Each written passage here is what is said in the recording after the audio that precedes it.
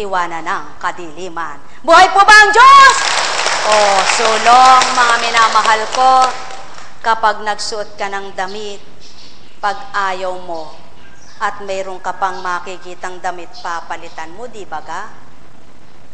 Kapag nagsuot ka ng damit, naamoy mo mabaho, kung may damit ka pang iba, papalitan mo, di ba ga? Kapag nagsuot ka ng damit, nakita mo may kupas, at kung may damit ka pa, papalitan mo, di ba ga? Subalit ang katawang lupa nyo, pag namatay, wala nang pampalit yan. Kaya anong dapat nyong gawin habang may lakas at buhay? Hanapin nyo nang magbibigay ng buhay na walang hanggan. Buhay po ba ang Diyos? Yan ang pawang katotohanan, aking mga minamahal. Ang may pandinig ay nakarinig. Buhay na nga po ba kayo? Alin po ang nabuhay?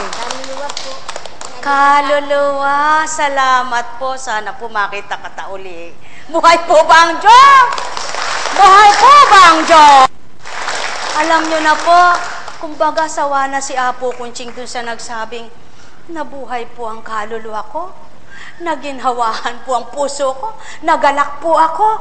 Pero bukas, wala siya. Nagalak nga siya, kaya umalis na. Buhay po ba ang Diyos? Buhay po ba ang Diyos? Yan ang pawatohanan. Ang daming nakikinig ng panahon ng Kristo, subalit ilan nga bang naging totoo? Naway, huwag kayong matulad sa mga ninuno nyo. Sa panahon ng Espiritu, magpatotoo at magpakatotoo na kayo. Halina po kayo. Buhay po ba ang Ama? Buhay po ba ang Kristo? Buhay po ba Espiritu?